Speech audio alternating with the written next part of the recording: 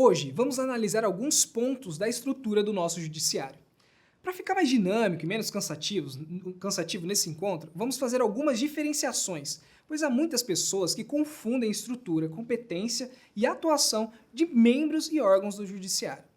Ouvimos muitos advogados ou pessoas dizendo que precisam ir ao fórum, resolver alguma coisa, pedir determinado documento, ir a alguma audiência.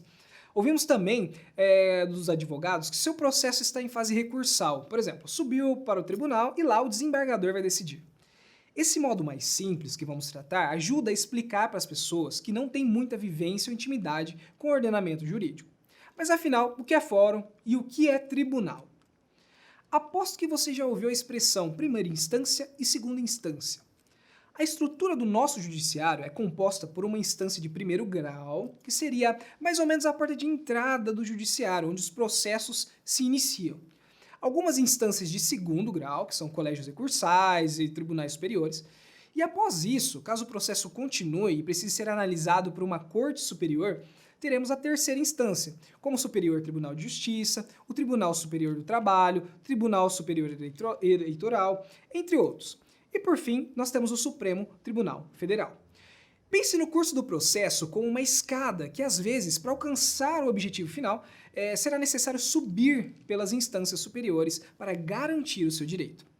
Mas você deve estar se perguntando, ok, Elton, belo discurso, mas afinal, o que é fórum e tribunal? Quais são suas diferenças?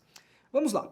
O fórum nada mais é do que um nome que se dá ao espaço físico, em que as atividades de responsabilidade dos órgãos do Poder Judiciário são exercidas. Onde geralmente acontecem as audiências, por exemplo, onde os juízes ficam e julgam o processo. A título de curiosidade, a palavra fórum deriva do latim e significa mercado, local aberto ou área pública.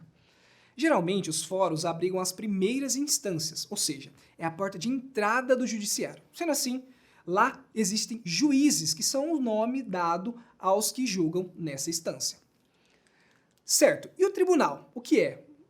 O Tribunal de Justiça, que seria mais ou menos o TJ, no sistema jurídico brasileiro, é um órgão colegiado, constituído de juízes de segunda instância, denominados desembargadores. Aqui um processo com decisão proferida monocraticamente, que seria por um único juiz, de primeira instância, pode ser reanalisado por uma turma onde integram desembargadores, que também são juízes. Para não alongar muito nesse tema, nós vamos falar de duas instâncias de terceiro grau. Vamos falar do STJ e do STF. Vamos lá. Aqui também estamos falando de cortes superiores, porém compostas por ministros, e nem sempre são juízes, mas isso daí é um assunto para outra aula. O Tribunal Superior de Justiça, o STJ, é um órgão máximo do Poder Judiciário no Brasil. Ela possui a missão de zelar pela uniformidade das interpretações da legislação federal brasileira e unificar as jurisprudências.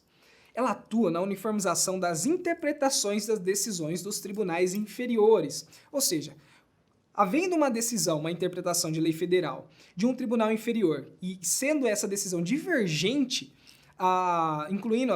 de outro tribunal, incluindo a do próprio STJ, o STJ pode analisar essa questão e unificar a interpretação.